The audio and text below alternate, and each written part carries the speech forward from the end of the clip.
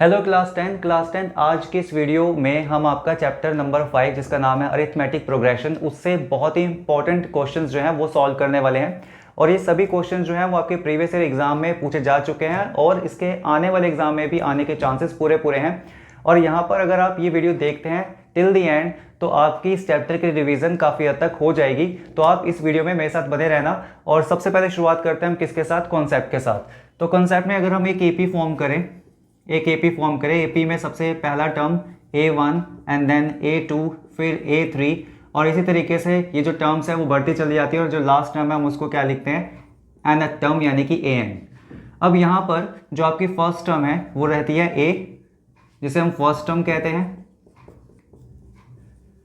अब अगर आप देखें कि ये जो भी आप एपी फॉर्म करेंगे, हर एपी में आप एक चीज़ नोटिस करेंगे कि जो हर एक टर्म के बीच का डिफरेंस है, यानी कि हर अगले टर्म से जो पिछले टर्म का डिफरेंस है वो सेम रहता है, वो कॉमन रहता है। और वो कैसे निकलता है, अगर आप देखें, अगर आप A2 माइनस A1 करें या फिर अगर आप A3 माइनस A2 करें या फिर आप A4 माइनस A3 करें, या तो हम इसको ऐसे लिख सकते हैं कि अगर आप आपकी n टर्म में से उसके एक जस्ट पहले वाली टर्म माइनस करें यानी कि n-1, तो आप देखेंगे आपको एक ही नंबर मिलेगा जिसे हम कहेंगे d, यानी कि ये हमारा क्या कहलाता है, कॉमन डिफरेंस। क्या कहलाता है, कॉमन डिफरेंस। क्योंकि AP की जितनी भी टर्म्स हैं उसके बीच का जो डिफरेंस है वो क्या रहता है, सेम रहता है, जिसे हम कॉमन डिफरेंस कहते हैं और किससे डिनोट करते हैं, डी से डिनोट करते हैं। यहाँ पे आपकी जो लास्ट टर्म है, यहाँ पे आपको जो सबसे लास्ट टर्म है उसको लिखा भी क्या जाता है, आपकी ये लास्ट टर्म ही होती है। तो एपी की जो आखिरी टर्म है हम उसको लास्ट टर्म ही कहते हैं और ये जो लास्ट टर्म है इसको आप एल से भी डिनोट कर सकते हो।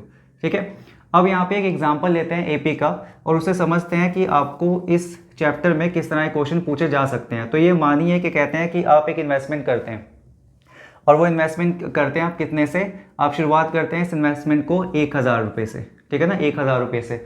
और हर साल आप इस इन्वेस्टमेंट में जो अमाउंट है वो बढ़ाते हैं कितने रुपए से, 500 रुपये से।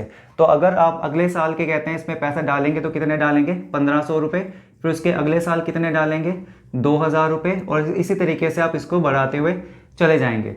अब यहाँ पे बहुत सिंपल सी बात है कि जो मेरा ए है यहाँ पे वो इनिशियल सबसे पहले मैंने जो इन्वेस्टमेंट की थी, जो मेरी फर्स्ट टर्म है वो कितनी है, 1000। और उसके बाद इसके बीच में जो डिफरेंस है आप देख रहे हैं वो कितने का है, 500 का, क्योंकि मैं हर साल 500 रुपये की इन्वेस्टमेंट जो है वो बढ़ा रहा हूँ। अब यहाँ पे क्वेश्चन कुछ उठते हैं, वो क्वेश्चन क्या है, वो सवाल क्या है यहाँ पर, कि सबसे पहले अगर मैं आपसे जानना चाहूँ कि अगर मुझे पता लगाना है कि यहाँ पर जो 25वां साल है, 25th ईयर है, उसके अंदर मैं यहाँ पर कितने पैसे जो है, कितना अमाउंट जो है वो एक्चुअल में इन्वेस्ट कर रहा हूँगा। ठीक है, यानी कि एक क्वेश्चन तो मैं आपसे ये जानना चाहता हूँ कि 25th ईयर में मैं कितने पैसे इन्वेस्ट कर रहा हूँगा, इसके अंदर आपको ये पता लगाना है। और ये पता लगाने के लिए हम उसको क्या कहते हैं कि हमें पता लगाना है आपका A25, यानी कि यहाँ पे जनरली हम कहते हैं कि हमें nth टर्म पता लगानी है, nth टर्म। अब ये nth टर्म कोई भी हो सकती है। अब ये भी पता लगा सकते हो कि 10th ईयर में आप कितने पैसे इन्वेस्ट कर रहे होगे, आप 20th ईयर में कितने पैसे इन्वेस्ट कर रहे होगे। तो वैसे हमें पता लगाना है कि हम 25th ईयर में कितने पैसे इन्वेस्ट कर रहे होंगे। तो एक क्वेश्चन इसके अंदर ये बनता है, जिसे हम कहते हैं कि हमें क्या निकालना है, हमें nth टर्म निकालनी है। और nth टर्म निकालने के लिए जो फॉर्मूला आप यूज़ करेंगे यहाँ पर वो करेंगे an equal to a plus में n-1d। इस फॉर्मूले को यूज़ करेंगे। इस फॉर्मूले का यूज़ करके आप क्या निकाल सकते हैं, कोई भी nth टर्म जो है वो निकाल सकते हैं। तो एक तरह का क्वेश्चन इसमें ये बनता है, करेक्ट। अच्छा, एक चीज़ और इसमें देखें कि अगर ज़रूरी नहीं है कि हमेशा आपसे nth टर्म ही पूछी जाए। अगर मैं आपको बोलूँ कि किसी ईयर में यहाँ पे जो हमारी इन्वेस्टमेंट है वो कितनी हो जाएगी, वो 5000 हो जाएगी। कितनी हो जाएगी, 5000 हो जाएगी। तो अब हमें यहाँ पे ये पता लगाना है कि ये कौन सा ईयर होगा। तो यानी कि आपको लास्ट टर्म यहाँ पे दे रखी है, यानी कि आपको यहाँ पे AN दे रखा है, जो कितना दे रखा है, 5000। आपको क्या निकालना है, यहाँ पे N निकालना है कि ये कौन सा ईयर होगा। तो एक तरह का क्वेश्चन तो आप इसमें ये सॉल्व करेंगे और उसके लिए आप फॉर्मूला क्या लगाएंगे, nth टर्म का फॉर्मूला लगाएंगे। ऐसा भी हो सकता है कि आपको N गिवन हो, आपको जो लास्ट टर्म है वो गिवन हो, आपको D भी गिवन हो, आपको A निकालना हो। या ऐसा हो सकता है कि A गिवन है, N गिवन है, nth टर्म गिवन है और D निकालना है। तो आपको यहाँ पे जो 4 वैल्यू है उसमें से कोई भी वैल्यू में से 3 वैल्यू अगर दे रखी है तो चौथी वैल्यू आप आराम से निकाल लेंगे। अब अगर मुझे ये जानना है कि अगर मैंने स्टार्टिंग करी इन्वेस्टमेंट अपने फर्स्ट ईयर से और ख़त्म करी इन्वेस्टमेंट 25th ईयर में, तो अब तक टोटल कितना पैसा मेरे पास हो गया होगा, यानी कि मेरी टोटल इन्वेस्टमेंट कितनी होगी। तो उसके लिए आप निकालते हैं सम ऑफ nth टर्म। यानी कि जितने जहाँ पर भी आपने यहाँ पे ख़त्म किया है, जैसे हमारे केस में हमने 25th में ख़त्म किया है, तो हमें यहाँ पे पता लगाना है S25। अब S25 यानी कि अभी तो फिलहाल हम फॉर्मूला समझ रहे हैं, तो हम यहाँ पे SN लिख देते हैं कि मुझे क्या निकालना है, SN। तो यहाँ पे दो फॉर्मूले हैं, एक फॉर्मूला N/2 2a प्लस में n-1d। आप एक फॉर्मूला ये लगा सकते हैं, और अगर आपको लास्ट टर्म दे रखी होती है, आपको क्या दे रखी है, लास्ट टर्म दे रखी होती है, और कहीं पे आपको d गिवन ना हो, तो आप SN का एक और फॉर्मूला यूज़ कर सकते हैं जो होता है n/2 a प्लस में an, या फिर आप an की जगह l भी लिख सकते हैं। तो ये कुछ फॉर्मूले हैं जिसके अंदर आपका ये एक इंपॉर्टेंट फॉर्मूला है, ये भी आपका एक इंपॉर्टेंट फॉर्मूला है, और ये भी आपका एक इंपॉर्टेंट फॉर्मूला है। इन्हीं फॉर्मूले का इस्तेमाल करके हम इस चैप्टर को जो है वो कंप्लीट करेंगे और सभी क्वेश्चन को सॉल्व करते हैं, और सभी क्वेश्चन को सॉल्व करेंगे। तो जल्दी से हम क्वेश्चंस की तरफ बढ़ते हैं। सो चलिए क्लास 10 देखते हैं इस चैप्टर का सबसे पहला क्वेश्चन, और सबसे पहला क्वेश्चन है यहाँ पर कि if the numbers n-2 4n-1 and 5n-2 are in AP then find the value of n। तो यहाँ पर आपको क्या करना है, इसके सोल्यूशन में आपको क्या करना है, आपको दे रखा है कि कहता है कि जो नंबर्स हैं आपके AP के यानी कि आपको AP दे रखी है, AP का जो पहला नंबर आपको दे रखा है वो दे रखा है n-2, दूसरा दे रखा है 4n-1 एंड फिर दे रखा है 5n-2। ये AP बनाते हैं। तो कह रहा है कि n की वैल्यू क्या होगी। तो आपको अभी मैंने कंसेप्ट में समझाया था कि कहता है कि AP के अंदर जितनी भी टर्म्स होती है उसके बीच का जो गैप होता है, डिफरेंस होता है, वो इक्वल होता है। तो अगर मुझे करना है, अगर D निकालना है, तो मैं क्या करता हूँ, D निकालने के लिए हम करते हैं कि n में से, यानी कि जो कि आपकी nth टर्म है उसमें से उसकी एक पहली टर्म को माइनस करते हैं।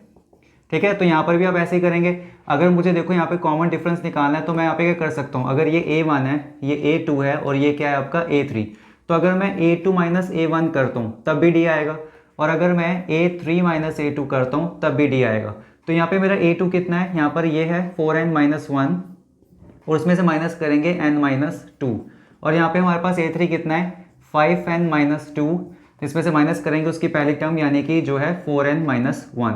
तो सॉल्व करते हैं, 4n का 4n-1, और जैसे यहाँ पे ब्रैकेट ओपन होता है तो n तो आपका माइनस रहेगा लेकिन 2 आपका प्लस हो जाएगा। यहाँ पे रहेगा 5n-2, यहाँ पे ब्रैकेट ओपन करने पे आपका 4n माइनस का होगा, लेकिन जो आपका 1 है वो क्या हो जाएगा, प्लस का हो जाएगा। अब 4n में से अगर 1n जाएगा तो 3n बचेगा, और प्लस माइनस माइनस होता है, 2 में से 1 जाने पर 1 बचेगा, लेकिन बड़े के साथ क्या है, प्लस का साइन। 5n में से 4n जाएगा तो सिर्फ n बचेगा, और उसके बाद माइनस प्लस माइनस 2 में से 1 जाएगा तो 1 बचेगा, बट यहाँ पर आपके बड़े के साथ माइनस का साइन है। तो 3n अपनी जगह पर, n यहाँ पे लाके आप माइनस करें, -1 अपनी जगह पर, +1 भी वहाँ पे जाके क्या होगा, माइनस का 1, तो माइनस माइनस प्लस, ये हो जाएगा माइनस का 2, और 3n में से 1n जाएगा तो कितना आएगा, 2n। तो आपका जो n है वो क्या होगा, 2 नीचे जाके जैसे ही डिवाइड होता है आपका आंसर क्या आएगा, माइनस का 1। तो यहाँ पे आपकी जो n की वैल्यू थी वो क्या थी, माइनस की 1। तो अब देखते हैं हम अपना सेकेंड क्वेश्चन।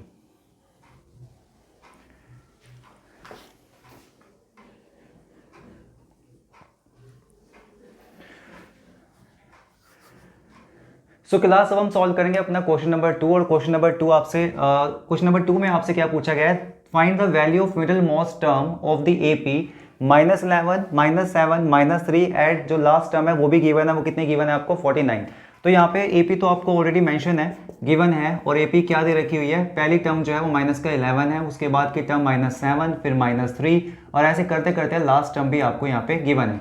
तो हमारे पास आपसे उसने पूछा है कि इसकी जो मिडिल मोस्ट टर्म होगी वो क्या होगी, वो यहाँ पे हमें निकालनी है। मिडिल मोस्ट टर्म यानी कि जितने भी नंबर्स ऑफ टर्म्स यहाँ पर है उसमें सबसे मिडिल टर्म कौन सी होगी वो आपको यहाँ पे फाइंड आउट करने। तो उसके लिए तो हमें n चाहिए, और n अगर चाहिए तो अगर आप ध्यान से देखो तो यहाँ पे हमें a गिवन है, जो गिवन है माइनस का 11।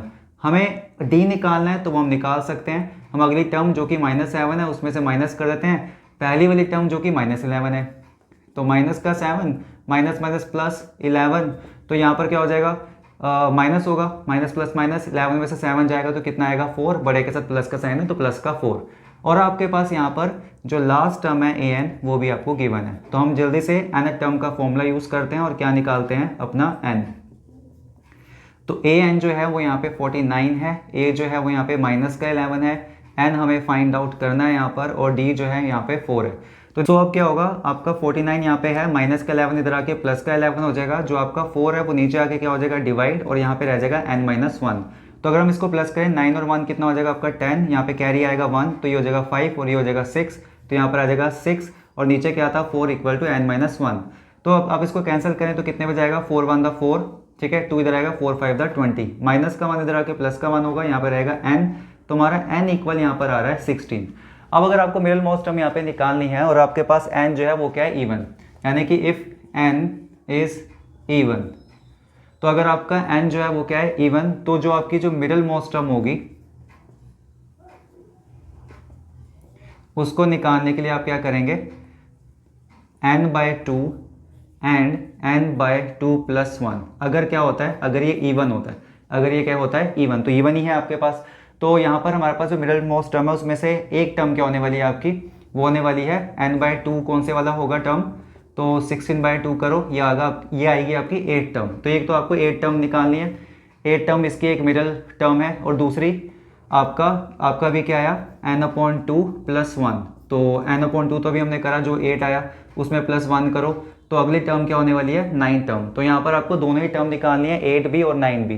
तो अगर मुझे 8 टर्म निकालनी है यानी a 8 निकालना है, तो a प्लस में 8 माइनस 1 इक्वल क्या करूँ, यहाँ पर क्या आएगा d।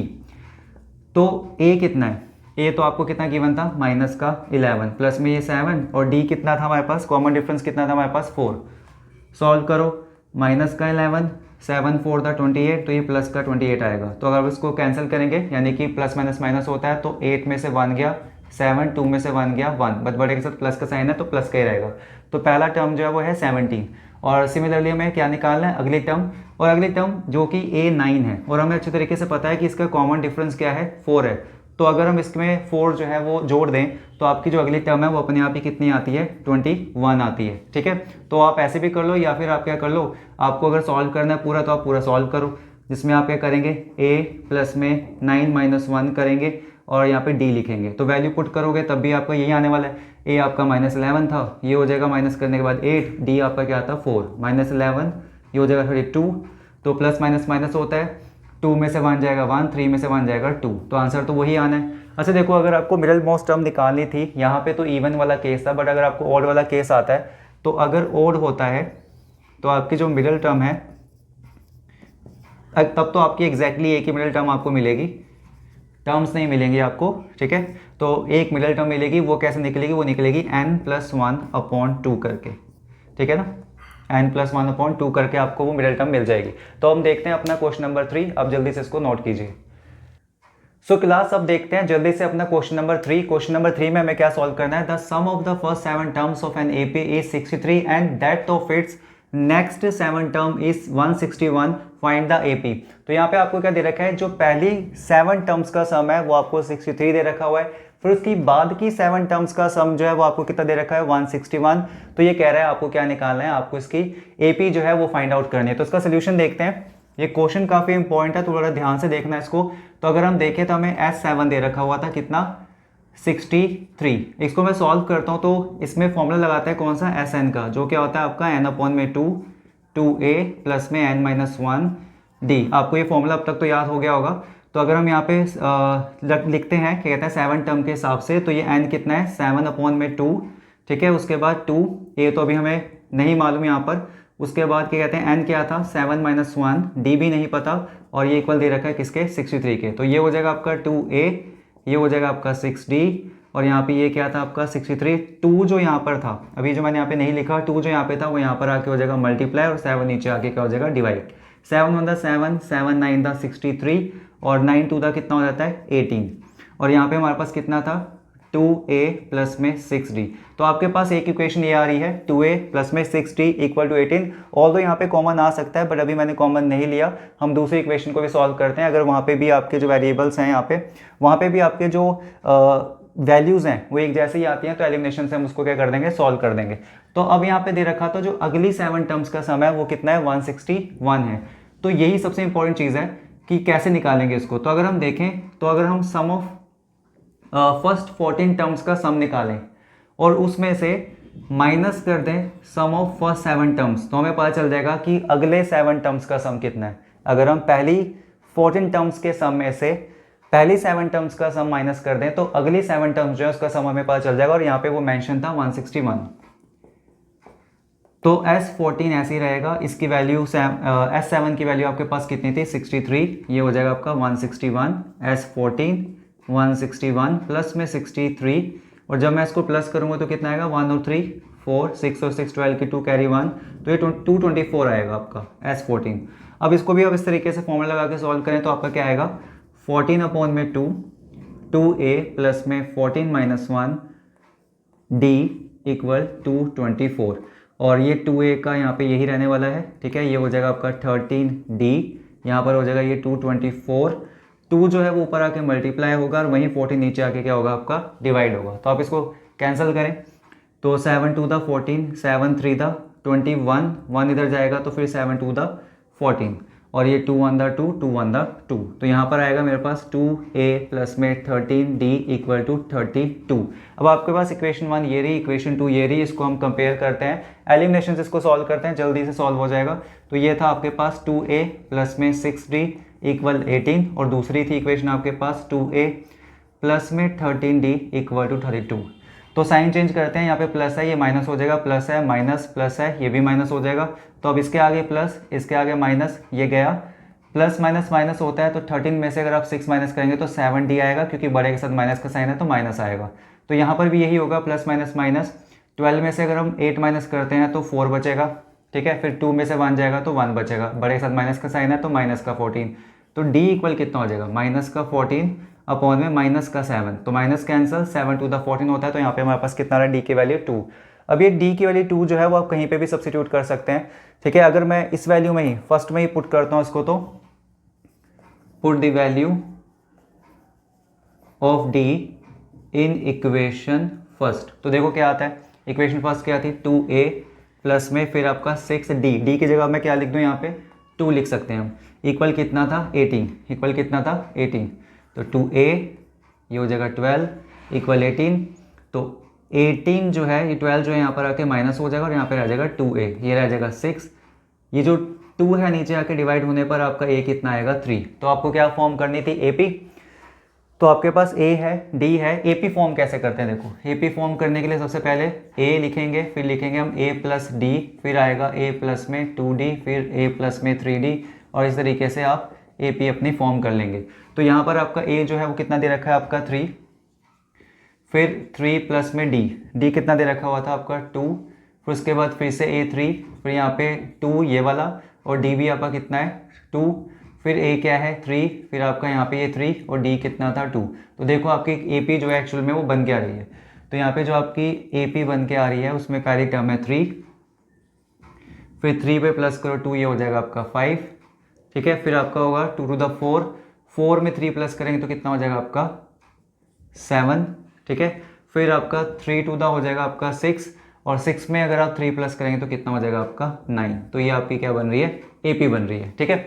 सो हमने यहाँ पे इसके अंदर अपनी AP जो है फाइंड आउट कर ली। अब हम देखते हैं क्वेश्चन नंबर 4। सो क्लास 10 अब हम सॉल्व करेंगे अपना क्वेश्चन नंबर 4 और देखते हैं इस क्वेश्चन नंबर 4 में हमसे पूछा क्या गया है। तो आपका क्वेश्चन नंबर 4 है, find the 20th term of the AP whose 7 term is 24 less than the 11 term, और फर्स्ट टर्म जो यहाँ पर है वो क्या है 12। तो यहाँ पे कह रहा है आपको, क्या कहता है कि आपको 20th टर्म जो है AP की निकालनी है, अगर उसकी जो 7 टर्म है वो उसके 11 टर्म से कितनी कम है 24 कम है, और फर्स्ट टर्म तो आपको मेंशन है वो कितनी है 12। तो अगर A जो है वो आपको पहले से गिवन है कितना है 12, और दे रखा है कि जो 7 टर्म है वो किससे आपकी 11 टर्म से कितनी कम है, आपकी 11 टर्म से 24 कम है। अब ये इक्वल तो नहीं हो सकता, इक्वल तो नहीं हो सकता है, क्योंकि ये वाली टर्म जो है वो कितनी कम है 24 कम है। तो हम क्या करेंगे, अगर ये 24 कम है तो हम दो चीज़ें कर सकते हैं, या तो हम यहाँ पर भी 24 से माइनस कर दें, अब तो इक्वल है। अगर ये 24 कम थी तो हमने क्या करा, वहाँ पे भी 24 माइनस कर दिया, अब ये क्या हो गया इक्वल हो गया। तो अब अगर आप इसको सॉल्व करें तो A7 को आप क्या लिख सकते हैं, A प्लस में n-1 यानी कि 7 - 1 D इक्वल टू इसको क्या लिख सकते हैं, A प्लस में 10 - 1 D माइनस में 24। आपको पता होगा कि मैं कौन सा फॉर्मूला जो है वो यहाँ पे यूज़ कर रहा हूँ, हम कर रहे हैं nth टर्म का फॉर्मूला यूज़, A प्लस में n-1 D, करेक्ट। अब यहाँ पे A प्लस 6D तो यहाँ हो जाता है, और यहाँ पर अगर मैं इसको सॉल्व करूँ तो कितना हो जाता है A प्लस में 9D, और पीछे कितना दे रखा है माइनस का 24।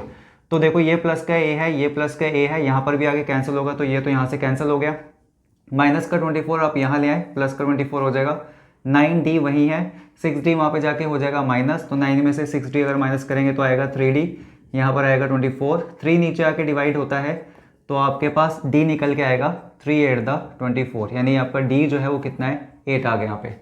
ठीक है, अब आपको क्या निकालना है, 20 टर्म निकालनी है। A तो पहले से ही गिवन था, D हमने निकाल लिया है जो कितना आया 8, तो हमें क्या निकालना है A20। तो अगर A20 निकालना है हमें तो A प्लस में 20 माइनस 1D, A मेंशन है 12 है, यहाँ पर आपका ये हो जाएगा 19, D अभी अभी हमने निकाला, कितना निकाला 8, तो मल्टीप्लाई करो पहले इसको, 8 9 72, 72 का 2 आ जाएगा, कैरी 7 चले जाएगा, 8 1 8 और 7 15 हो जाएगा। अब अगर ये हो गया 152 तो उसमें 12 प्लस करो, 2 और 2 4, 5 और 1 6 और 1 का तो 1 रहेगा, तो यानी यहाँ पे जो 20 टर्म है वो 164 है। करेक्ट। अब देखते हैं हम अपना 5th question. So class 10th, अब हम सॉल्व करते हैं अपना क्वेश्चन नंबर 5 इस वीडियो का। तो देखते हैं इस क्वेश्चन नंबर 5 में हमसे क्या पूछा गया है। ये कह रहा है in an AP if S n जो है यानी कि सम ऑफ एन टर्म्स जो है वो किससे डिनोट किया गया है 3n की स्क्वायर प्लस 5n से, और जो आपका kth टर्म है जैसे कि nth टर्म होती है यहाँ पे वो क्या है kth टर्म जो है 164 है, तो कह रहा है k की ही वैल्यू निकालो। तो बताओ कि कहते हैं कि जो आपकी टर्म है k ये 164 किस नंबर पे है वो आपको यहाँ पे पता लगाना है। तो यहाँ पे अगर हम सोल्यूशन करते हैं तो सबसे पहले तो जो आपको पहले दे रखा था सम ऑफ एन टर्म वो क्या था 3n की स्क्वायर प्लस में 5n, तो यहाँ से हम क्या निकालेंगे, यहाँ से हम अपनी वैल्यू निकालेंगे a की, करेक्ट, और d की।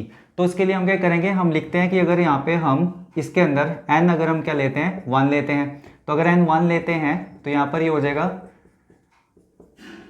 सॉल्व करने पर 1 की स्क्वायर 1, 3 से मल्टीप्लाई करेंगे 3, 5 1 5, तो यहाँ पर आ जाएगा 8। तो जो आपका S1 है वही आपका क्या होता है A1 होता है, यानी कि फर्स्ट टर्म भी वही होती है, करेक्ट। अब अगर आप यहाँ पे 2 पुट करते हैं तो S2 निकालेंगे आप, तो यहाँ पे n की जगह 2 आएगा, फिर वापस से n की जगह 2 आएगा, तो 2 to the 4, 4 को 3 से करेंगे कितना आएगा 12, ये हो जाएगा 10, तो यहाँ पर आ रहा है हमारा 22। लेकिन अब ये मत कहना कि जो S2 है वो भी A2 होता है, S2 A2 नहीं होता है, और A2 निकालने के लिए हमें एक्चुअल में S2 में से S1 जो है वो माइनस करना पड़ेगा, यानी कि 22 में से माइनस करना पड़ेगा जो आपका S1 था जो कि कितना था 8। तो जब आप इसको माइनस करेंगे तो आपके पास ये 14 आएगा, ये कितना आएगा 14 आएगा, तो आपका A2 यहाँ पे कितना है 14। अगर आपको ये नहीं समझ में आया तो अगर मैं एक AP बनाऊँ आपके लिए यहाँ पर 2 4 6 8, करेक्ट, ये तो AP है। बट अगर हम इसके फर्स्ट टर्म का सम निकालें तो हम क्या करेंगे, पहली टर्म कोई तो कर देखेंगे ना, तो पहली टर्म तो 2 ही है, और अगर हम क्या निकालें सम ऑफ फर्स्ट 2 टर्म्स, यानी कि हम क्या करेंगे 2 + 4 करेंगे, तो 2 + 4 कितना आएगा आपका 6 आएगा, करेक्ट। अब देखो यहाँ पे, देखो यहाँ पर फर्स्ट टर्म तो यहाँ पर सेम ही है, यानी कि फर्स्ट टर्म भी वही है और सम ऑफ फर्स्ट टर्म भी वही है, लेकिन जो सेकंड टर्म है वो मैच नहीं करती किसके साथ, सम ऑफ सेकंड टर्म से, क्या कहते हैं, यानी कि जो आप सम कर रहे थे सेकंड टर्म तक का वो उसके साथ मैच नहीं कर रहे। लेकिन ये कब मैच करेगा, जब आप S2 में से S1 को क्या करेंगे माइनस करेंगे, जब आप 6 - 2 करेंगे तभी आपका 4 आएगा। तो वही हमें यहाँ पे, वही हमने यहाँ पर क्या करा है फॉलो करा है। अब आपके पास क्या आ गया A2 भी आ गया। अब जब आपके पास A2 है A1 है तो आप D निकालो, A2 - A1 करके, तो A2 कितना है 14, A1 तो वापस से आपके पास AD था, तो यहाँ पर कितना हो जाएगा 6। अब हमारे पास A भी आ गया, अब हमारे पास D भी आ गया। तो अगर हम बहुत ध्यान से देखें यहाँ पे जो K टर्म थी वो आपको कितनी दे रखी थी 164। कैसे निकालोगे इसको, A प्लस में K - 1 D = 164। A निकाल लिया, A निकाल लिया कितना था 8, प्लस में K - 1 D निकाल लिया, D कितना था 6 = 164। ठीक है, तो ये जो प्लस का 8 था पहले तो इसे वहाँ पे लेके जाओ और वहाँ जाके क्या कर दो माइनस कर दो। ठीक है, तो यहाँ पर जब इसको माइनस करेंगे तो ये 156 आने वाला है, 6 नीचे जाके डिवाइड हो जाएगा, यहाँ रह जाएगा K - 1, तो डिवाइड करें 6 to the 12, ठीक है, और कितना बचेगा 3 वहाँ पे जाएगा 36 आएगा, 6 6 36, तो यहाँ रहेगा K - 1, तो माइनस का 1 वहाँ पे जाके क्या हो जाएगा प्लस का 1, तो आंसर जो आएगा K का वो कितना आएगा 27। तो यहाँ पे जो आपका K का आंसर कितना है 27। तो बच्चों अगर आपको ये वीडियो पसंद आई हो, इसके अंदर हमने सभी क्वेश्चन, बहुत इंपॉर्टेंट क्वेश्चन जो थे वो चूज़ किए थे इस वीडियो के लिए। अगर आपको ये वीडियो पसंद आई हो तो कमेंट करके मुझे बताइएगा, और अपने फ्रेंड्स के साथ भी इसे शेयर करें जो इस साल बोर्ड का एग्ज़ाम देने वाले हैं। अब आपसे मिलना होगा नेक्स्ट वीडियो में।